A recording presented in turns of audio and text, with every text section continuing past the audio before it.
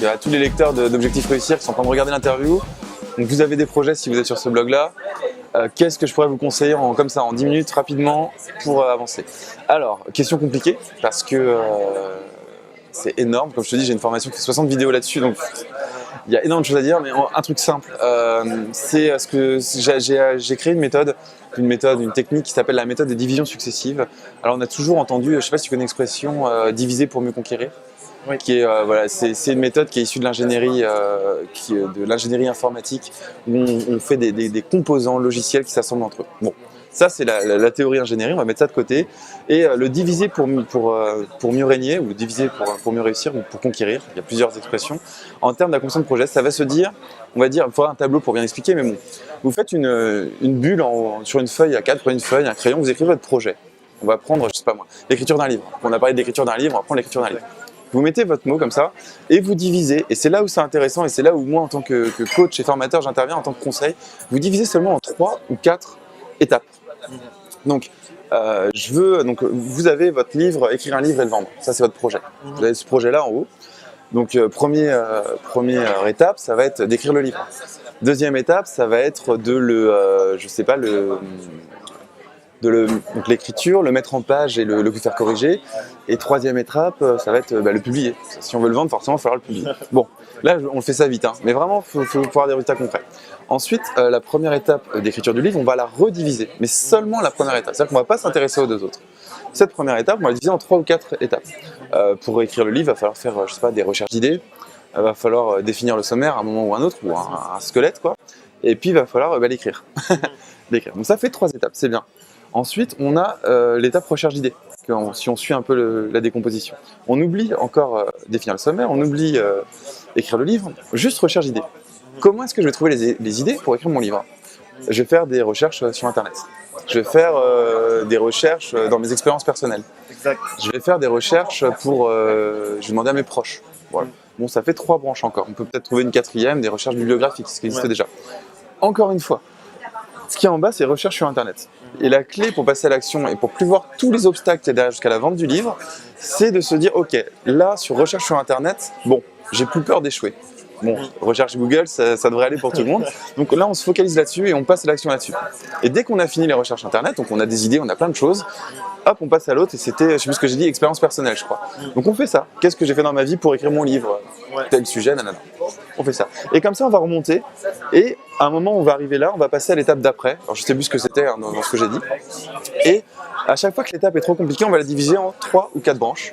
Et à chaque fois, on passera à l'étape de gauche, quoi, voilà. Donc c'est vraiment, ça c'est ce que j'appelle la méthode des divisions successives, qui exploite directement ce qu'on fait en ingénierie, mais je l'ai adapté voilà, vraiment à l'accomplissement de projet. Ça peut être outillé, ça peut être vraiment développé cette méthode-là, bien, vraiment en approfondissant la chose, mais déjà rien qu'avec ça, je pense que tes lecteurs et les personnes qui regardent l'interview, déjà peuvent, voilà, s'ils ont une idée de projet, commencer à la diviser en respectant ce que j'ai dit, les étapes que j'ai dit, et surtout commencer à passer à l'action juste après cette interview, quoi.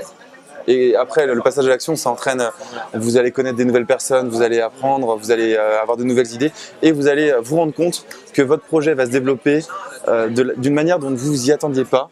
Et c'est ça qui est intéressant, c'est que si vous étiez tombé dans le perfectionnisme à développer toutes les branches un peu de cet arbre, enfin de ce truc de division là, eh bien, vous ne serez jamais passé à l'action parce qu'il y a trop de, vous auriez peur d'échouer.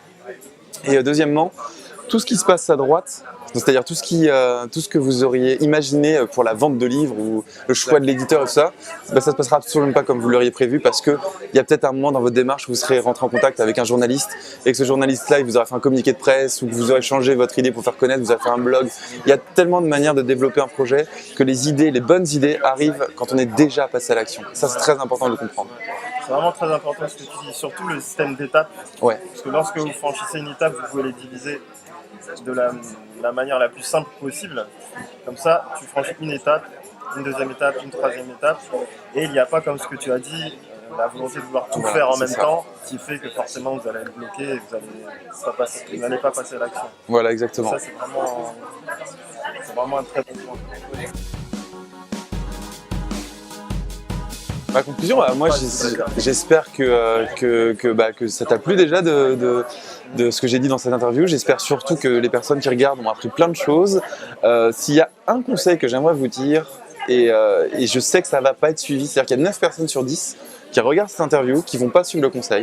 Donc je vais le verbaliser vraiment, c'est appliquer si ça vous parle, parce que ça ne vous parle pas bien sûr, mais si ce que je vous ai dit, si les étapes ça vous parle, s'il y a quelque chose, je ne serait-ce qu'une petite action qui vous a parlé dans ce que j'ai dit, c'est-à-dire que quand vous allez quitter YouTube, vous allez agir, c'est-à-dire vous allez passer à l'action, vous allez faire quelque chose. C'est vraiment, ça peut vous prendre qu'une seule minute, mais vous allez passer à l'action et vous allez commencer quelque chose. Et ce début d'action va entraîner tout un tas de choses qui vont être bénéfiques pour vous. Voilà. Donc vraiment agissez, appliquez ce qui vous parle à vous et soyez authentique par rapport à vos projets, vos envies, vos passions et voilà, foncez quoi. Ne laissez personne vous dire que vous n'y arriverez pas. Essayez, ratez et apprenez surtout quoi. Et c'est en ratant, c'est en apprenant que vous allez y arriver. Voilà. Donc très bien, merci Mathieu pour tous ces conseils. Bah de rien Oulali, ça m'a fait vraiment plaisir. Et donc si vous voulez aller plus loin, vous allez voir un lien qui s'affiche juste en bas de la vidéo, qui concerne mon e-book qui s'appelle Se motiver en 11 leçons. Donc Se motiver en 11 leçons, c'est un e-book qui vous permettra d'avoir différentes techniques afin de vous motiver à passer à l'action et d'arrêter d'avoir la chaîne tout le temps. Donc vous verrez ici le lien du site de Mathieu qui va s'afficher juste après. N'hésitez pas à commenter la vidéo. Et quant à moi, je vous dis à très bientôt pour la suite. À bientôt.